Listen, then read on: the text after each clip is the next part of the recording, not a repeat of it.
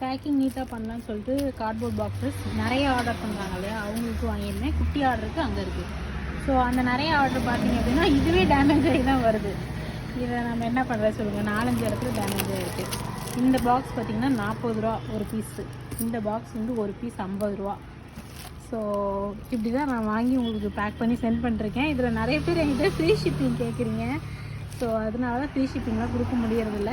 Maybe நம்ம ஒரு பெரிய பிராண்ட் ஆனதுக்கப்புறம் ஃப்ரீ ஷிப்பிங் கொடுக்குறேன். ஓகே, சின்ன பாக்ஸஸ்லாம் அதில் இருக்குது.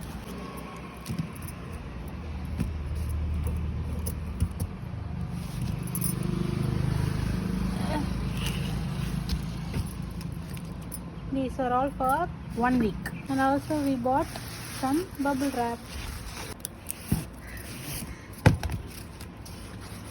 12 rupees.